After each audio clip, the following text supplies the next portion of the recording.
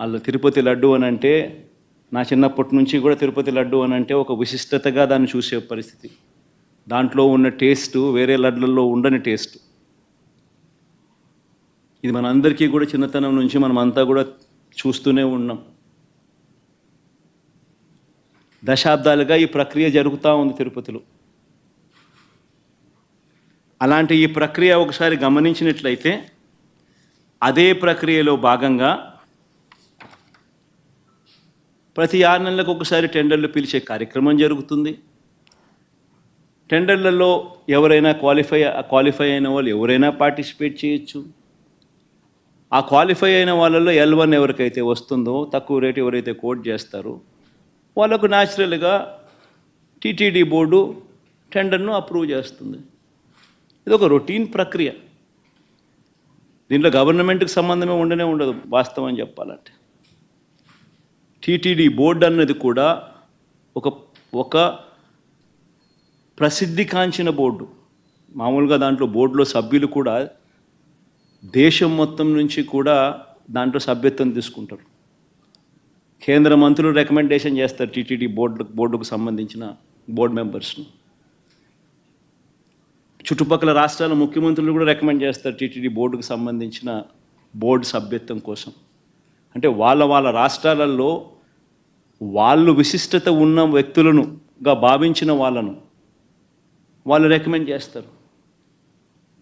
అటువంటి కూర్పుతో కూడిన TTD board అది.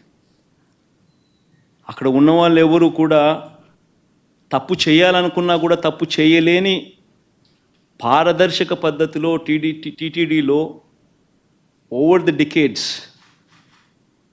సిస్టమ్స్ అన్నీ ఇవాల్వ్ అయి ఉన్నాయి. అక్కడ వచ్చే వాళ్ళు కూడా బోర్డు మెంబర్స్ కూడా ప్రసిద్ధిగాంచిన వ్యక్తులు. పారదర్శక విధానంతో దేవునికి ఇంకా ఎలా చేస్తే మంచి, దేవునికి ఇంకా మంచి చేయాలి అని తాపత్రయంతో అక్కడ బోర్డు మెంబర్స్గా వాళ్ళు కూర్చొని నిర్ణయాలు తీసుకుంటారు. ఇవన్నీ నేను చెప్పేటివన్నీ ఏదైతే చెప్తా ఉన్నామో ఇవన్నీ కూడా మనందరికీ తెలిసిన విషయాలే, వాస్తవాలు. ఇక్కడ ఈ ప్రక్రియలో కూడా ఇదే మాదిరిగానే టెండర్లు పిలిచారు.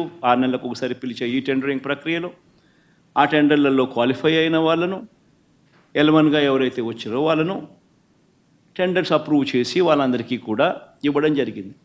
ఆ టెండర్లలో అప్రూవ్ చేసిన వాళ్ళు ఒక్కరికే పూర్తిగా కూడా ఇచ్చే కార్యక్రమం కూడా జరగదు. వాళ్ళకు 65% మేరకు వాళ్ళకు ఆ మాదిరిగా ఇస్తారు. మిగిలిన వాళ్లకు అదే రేటుకు మిగిలిన వాళ్ళను కూడా తగ్గించి మిగతా వాళ్ళను కూడా ఇచ్చుకుంటూ పోతారు టెండర్లలో పార్టిసిపేట్ చేసిన వాళ్ళకు కూడా. ఇది రొటీన్గా జరుగుతూ ఉన్న కార్యక్రమాలు దశాబ్దాలుగా. ఇదే మాదిరిగా సప్లై చేసే వాళ్ళు సప్లై చేస్తూ పోతున్నారు. సప్లై చేసే మెకానిజంలో కూడా రోబస్ట్ పద్ధతులు ఉన్నాయి. ఎవరైతే క్వాలిఫై అవుతారో వాళ్ళు సప్లై చేసే ప్రతి ట్యాంకర్తో పాటు NABL సర్టిఫైడ్ ల్యాబ్స్ నుంచి వాళ్ళు క్వాలిటీ చెక్ చేయించుకొని ఆ ట్యాంకర్లలో ఉన్న ప్రోడక్ట్ క్వాలిటీని నిర్ధారిస్తూ ఒక సర్టిఫికెట్ తీసుకొని వస్తారు. వచ్చిన తర్వాత ఆ ట్యాంకర్ ఆ సర్టిఫికెట్తో వచ్చిన తర్వాత కూడా తిరుమల తిరుపతి దేవస్థానంలో మళ్ళీ 3 టెస్టులు 3 శాంపుల్స్ చేస్తారు ప్రతి ట్యాంకర్కు. This is a protocol, mandatory protocol ఇది. ఆ 3 టెస్టులు పాస్ అయితేనే ఏ వెహికల్ అయినా కూడా ముందుకు పోనిస్తారు. ఆ 3 టెస్టులలో ఏ టెస్ట్ ఫెయిల్ అయినా కూడా అసలు వెహికల్ ముందుకు కూడా పోదు, తిరిగి వెనక్కి పంపించేస్తారు. ఈ ప్రక్రియ దశాబ్దాలుగా జరుగుతూ ఉంది. చంద్రబాబు నాయుడు గారి హయాంలో 2014 నుంచి 19 మధ్యలో 14 నుంచి 15 సార్లు చంద్రబాబు నాయుడు హయాంలో ఇలానే ట్యాంకర్లు వస్తే క్వాలిటీ లేదని రిజెక్ట్ చేశారు, వెనక్కి పంపించారు. 14 నుంచి 15 సార్లు.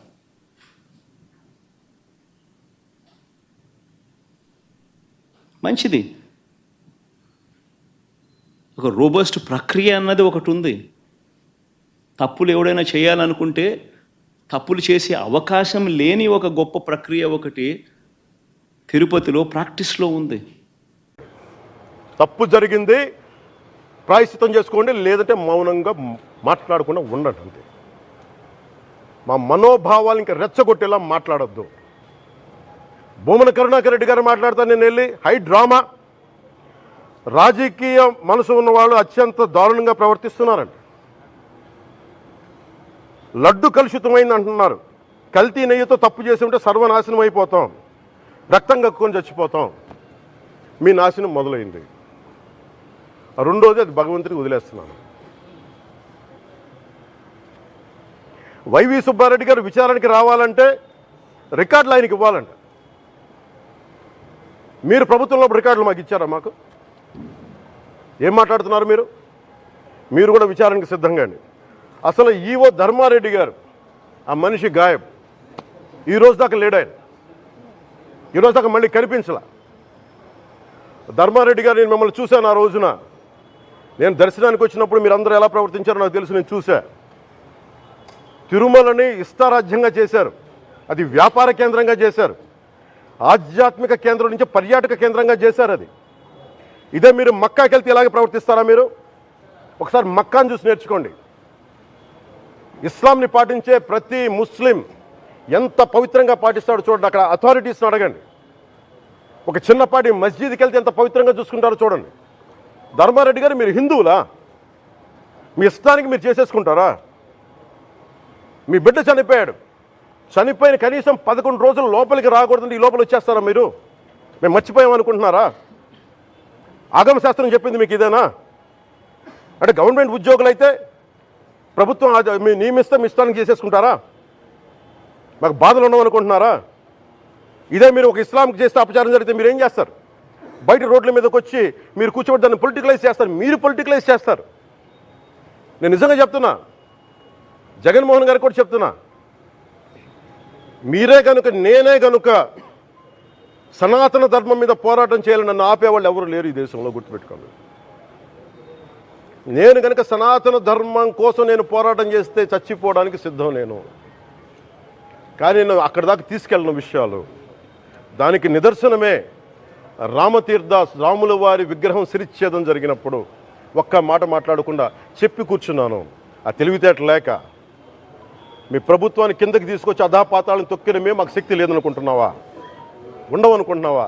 కానీ మేము సమాజాన్ని కలిపి ఉంచాలని వ్యక్తులం తప్ప విడగొట్టాలని వ్యక్తులం కాదు మేము, గుర్తుపెట్టుకోండి. అలాగే ఈరోజు నుంచి ప్రజలందరికీ కూడా చెప్తున్నా, ఎవరు అన్ని మతాలని మేము గౌరవించేది ఈ నేల. ఒక జనసేన పార్టీ అని కాదు, తెలుగుదేశం పార్టీ అని కాదు. మీరు ఏ పార్టీలకు సంబంధించిన వైసీపీలో ఉన్న హిందువులందరూ ఏం చేస్తున్నారు? మీరందరూ పోటీ పడ్డారు కదా తిరుమలకి వెళ్ళడానికి. మీరు మర్చిపోయారు, ఇందులో ఈ పాపం మీకు కూడా వస్తుంది, ఈ పాపం మీకు కూడా తగులుద్ది. మీ మౌనం కూడా మొత్తం జాగ్రత్త, తరాలు నాశనం అయిపోతాయి. మీ మౌనం మంచిది కాదు.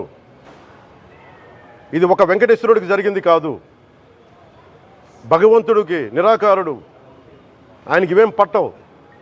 మనం నమ్ముకొని ఆయనకి వెళ్తున్నాం, అది మనకి బాధ్యత. ఇది ఇంకా ప్రతి ఒక్కరు దీన్ని గుర్తుపెట్టుకోండి. చేతులెత్తి వేడుకుంటున్నాను, చేతులెత్తి వేడుకుంటున్నాను. సగటు హిందూ మీరు సినిమా టికెట్లకు వెళ్ళిపోతారు, అభిమానులు అందరూ. మీరెవరు హిందువులు లేరా? సినిమా టికెట్ల కోసం చించుకుంటారు. సినిమాని మీరు కూర్చోడానికి మీరు మొత్తం మాట్లాడతారు. అందరిని అడుగుతున్నా, అందరు మొత్తం భారతదేశపు యావత్తు ఉన్న సినిమా అభిమానులు అడుగుతున్నా, మీరందరూ హిందువులే కదా? అత్యధికులు హిందువులే కదా? మీకు బాధ్యత లేదా? మీకు మీ సినిమా హీరోలు, నేను కూడా హీరోనే, నన్ను మించి దేశాన్ని చూడమని, సనాతన ధర్మాన్ని చూడమంటున్నా. మీ కన్వీనియంట్గా కూర్చోబెట్టి హీరోలను ఎత్తడం కాదు, నన్ను ఎత్తడం కాదు. ధర్మం విఘాతం కలిగినప్పుడు ధర్మానికి మీరు మాట్లాడటం మీ బాధ్యత. నా తరం మేము కష్టపడుతున్నాం, ముందుకు వచ్చాం. ఎవరి కోసం పడుతున్నాం ఈ కష్టాలు? మాకు సరదా కాదు. ప్రతి ఒక్కరి ఇష్టానికి వచ్చి మాట్లాడుతూ ఉంటే బాధ కలుగుద్ది. అయ్యప్ప స్వామి దీక్ష చేసే వాళ్ళ మీద ఎంత ఇష్టారాజ్యంగా మాట్లాడతారు. ఇదే మీరు ఎవరన్నా సరే ఇస్లాం మీద మీరు గొంతు ఎత్తగలరా? ఎందుకంటే రోడ్ల మీదకి వచ్చి కొడతారని మీకు భయం, అందుకు మీరు మాట్లాడరు. హిందువులు అంటే మెత్తని మనుషులు కదా, తోటి హిందువు కదా, మీరు ఏదైనా మాట్లాడచ్చు. మీకు నమ్మకాలు లేకపోతే మీరు ఇంట్లో కూర్చోండమ్మా. మీకు నమ్మకాలు లేకపోతే ఇంట్లోంచి బయటికి రాకండి, మమ్మల్ని ఏం అనకండి. మేము ఎలా పూజా విధానం ఎలా చేస్తాం, అలాగే ముఖ్యంగా ఫిల్మ్ ఇండస్ట్రీ కూడా నేను తెలియజేస్తా ఉన్నా.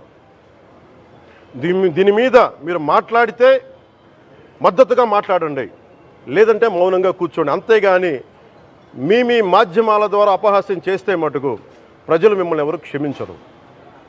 ఎందుకంటే చాలా డీప్ పెయిన్ ఇది. మీరు లడ్డు మీద జోక్లు వేస్తున్నారు. నేను ఒక సినిమా ఫంక్షన్లో కూడా చూశాను, laddu is a sensitive issue అని. Don't you ever say that. Don't you ever try day to say that, please. I respect you as actors, but when it comes to Sanatana Dharma, please, you have to think 100 times before you saying a word. One comment. Thank you.